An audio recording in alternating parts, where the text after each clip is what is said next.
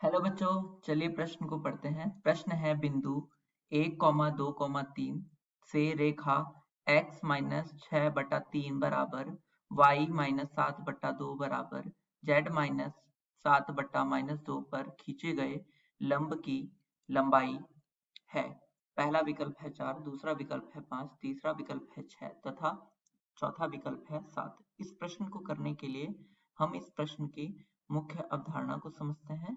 तो इस प्रश्न की मुख्य अवधारणा है मुख्य अवधारणा।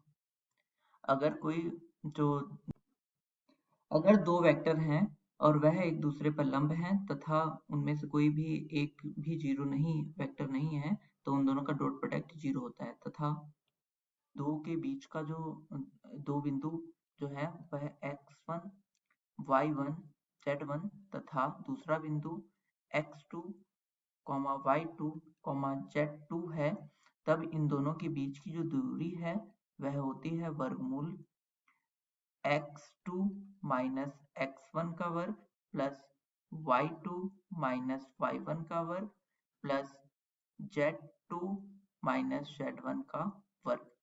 हम जानते ये भी हैं कि a माइनस b का पूरे का वर्ग बराबर b माइनस a के पूरे के वर्ग के बराबर होता है। तो यहाँ पे हम किसी भी नंबर को आगे पीछे करके लिख सकते हैं, अर्थात यहाँ पे ये मतलब हुआ।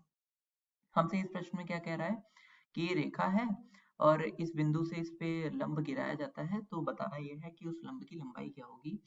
तो यहाँ पे फिलहाल हम क्या करते हैं कि ये रेखा मान लेते हैं, रेखा ये है वो है तथा कोई बिंदु है वह यह है। इस पे ना इस पे यहाँ से इस पे लंब गिराया जाता है और लंब यह हो गया। ठीक, तो यह बिंदु ये रहा और इस बिंदु को मान लेते हैं ए, जो कि है 1,2,3 जो कि बिंदु ए है। मान लो यह पी बिंदु पर मिलती है जो कि है x, y, z। अच्छा, अगर मुझे कैसे भी p बिंदु के निर्देशांक पता चल जाते हैं, तो हम क्या करते हैं कि हम p बिंदु से a बिंदु तक की दूरी ज्ञात कर लेंगे। तो उसके लिए हम क्या करते हैं कि यहाँ पर जो a के रेखा को लिख लेते हैं। रेखा जो दी हुई है x माइनस 6/3 बराबर y माइनस 7/2 बराबर z माइनस 7/-2 बराबर, हम अल्फा के बराबर रख लेते हैं। अल्फा यहाँ पे कोई एक नियतांक है, तो यहाँ पे x बट्टा माइनस 6, x माइनस 6/3 बराबर क्या हो जाएगा अल्फा, अर्थात x बराबर क्या हो जाएगा 3 अल्फा प्लस 6। इसी तरीके से y माइनस 7/2 बराबर अल्फा, यहाँ पे y क्या आ जाएगा 2 अल्फा प्लस 7 तथा इसी तरीके से यहाँ पर जो है z माइनस 7/-2 बराबर अल्फा, तो यहाँ पर z बराबर क्या हो जाएगा -2 अल्फा प्लस 7। अच्छा, अब यह हम क्या करते हैं कि हमें यहाँ पे p के निर्देशांक अल्फा के रूप में मिल जाएंगे, तो p के निर्देशांक क्या हो जाएंगे x, y, z थे, तो x का मान 3 अल्फा प्लस 6, y का मान 2 अल्फा प्लस 7 तथा z का मान -2 अल्फा प्लस 7 हो गया। तथा a का निर्देशांक हम जानते ही है वह क्या है 1, 2, 3। तो यहाँ पे a p वेक्टर क्या हो जाएगा, वह हो जाएगा p vector minus a vector के बराबर। तो यहाँ पर क्या आएगा 3 अल्फा माइनस प्लस 6 माइनस 1 आई कैप प्लस इसी तरीके से 2 अल्फा प्लस 7 माइनस 2 जे कैप, यहाँ पर प्लस इसी तरीके से -2 अल्फा प्लस 7 माइनस 3 के कैप हो जाएगा, अर्थात यह हो जाएगा 3 अल्फा प्लस 5 आई कैप प्लस 2 अल्फा प्लस 5 जे कैप प्लस -2 अल्फा प्लस 4 के कैप। यह हमारा क्या आ गया ए पी वेक्टर आ गया।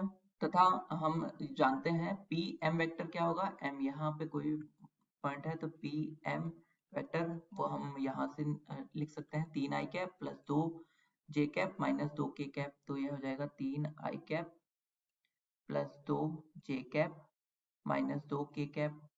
अच्छा, यह दोनों एक दूसरे के ऊपर लंब हैं, तो लंब होने की वजह से इनके बीच का जो कोण होगा या इनका जो डॉट प्रोडक्ट होगा वह शून्य हो जाएगा। अर्थात आई के गुणांक की आई के साथ गुणा करेंगे तो 9 अल्फा प्लस 15, फिर जे के साथ तो 4 अल्फा प्लस 10 और प्लस 4 अल्फा के साथ तो माइनस 8 बराबर 0 हो जाएगा।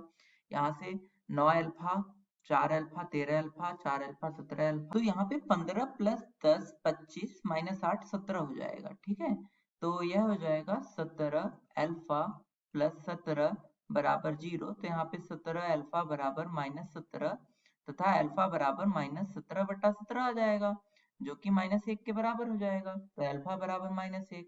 यहाँ पर हमारा पी का निर्देशांक क्या हो जाएगा, 1 की मान माइनस 1 रख देते हैं, तो ये माइनस 3 प्लस 6 कितना हो जाएगा 3, कॉमा यहाँ पर माइनस 3 गुणा माइनस 2 प्लस 5 प्लस 7 5 बचेगा, कॉमा यहाँ पे 2 प्लस 7 9 हो जाएगा। तो यह हो जाएगा अल्फा का मान रखने पर।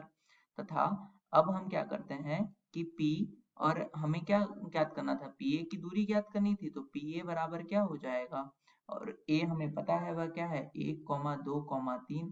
तो यहाँ पे हो जाएगा 3 माइनस 1 का वर्ग प्लस 5 माइनस 2 का वर्ग प्लस 9 माइनस 3 का वर्ग, यह हो जाएगा, और यह बराबर हो जाएगा वर्गमूल 2 का वर्ग प्लस 3 का वर्ग प्लस 6 का वर्ग, और जो कि बराबर हो जाएगा 2 का वर्ग कितना होता है 4, और यह 9 और यह 36।